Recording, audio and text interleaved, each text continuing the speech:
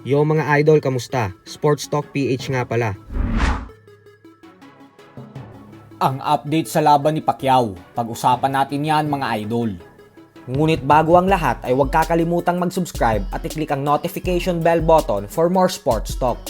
So bagamat nga po nanindigan ang kampo ng ating pambansang kamauman ni Pacquiao na isang tunay na laban ang pinirmahan nilang kontrata ni Floyd Mayweather Jr. para sa kanilang rematch sa September 19, ay ibinalita naman ng iba't ibang boxing media outlet sa ibang bansa na kansilado na umano ang rematch ng dalawa. Ayon sa mga ulat ay mukhang tuluyan na umanong umatras si Mayweather sa laban matapos nitong malaman na isusugal ang kanyang napakalinis na undefeated 50-0 record. Pero ang problema nga po dito ay dahil sasampahan talaga ni Pacquiao ng kaso si Mayweather kapag tuluyan siyang umatras dahil pumirma ito sa kontrata. At dahil professional fight ang nasa kontrata, kaya hindi niya talaga pwedeng ipagpilitan ang kanyang gusto na exhibition fight lang.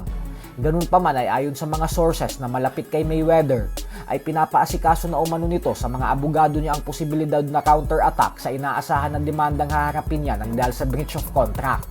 Bukod dyan ay binalita na rin ng Fight Hype na hindi na daw talaga matutuloy ang laban. Para po sa mga hindi nakakaalam ay Fight Hype ang isa sa napakakonting media na pinagkakatiwalaan ni Mayweather dahil dito lang siya nagpapaunlak ng mga special one-on-one interview. Kaya posible na may nalalaman ang Fight Hype na hindi natin alam.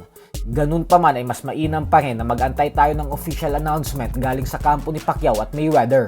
Kasi ang huling sinabi ni Mayweather ay matutuloy pa din daw ang kanilang laban pero exhibition fight lang daw ito. Habang ang huling pahayag naman ng Team Pacquiao ay tuloy na tuloy umano ang rematch pero isang totoong laban ito dahil yun ang pinirmahan nilang dalawa sa kontrata. Bagay na kinumpirma mismo ng Netflix. Sa kabilang banda naman mga idol ay bago nga po ang laban ni Keith Thurman kay Sebastian Fundora ay hinamon nito ang dalawang former pound for pound king na sila Terence Crawford at Canelo Alvarez, kung saan sinabi ni Thurman na gusto niya daw ang mga ito makalaban lalong-lalo na si Crawford dahil silang tatlo umano nila Crawford at Errol Spence Jr. ang mga hari ng 147 pound welterweight division dati. Pero dahil nga po sa masaklap na pagkatalong nalasap ni Thurman via technical knockout sa kamay ni Fundora, kaya hindi po natin alam kung desidido pa rin siya na makalaban si Crawford. Bukod dyan ay paniguradong bababa na rin ang interes ng mga fight fans sa potensyal na sagupaan ng dalawa. Samantala, matapos nga pong magkaharap sa kauna-unahang pagkakataon kahapon ng ating pambato na si Marlon Tapales at ng Japanese former world champion Yukinori Oguni, ay sinabi po ni Tapales na hindi siya pwedeng maging kumpiyansa masyado. Ito ay sa kabila ng inaasahan ng lahat na siya ang magtatagumpay sa laban, gawa ng heavy underdog sa talpakan si Oguni.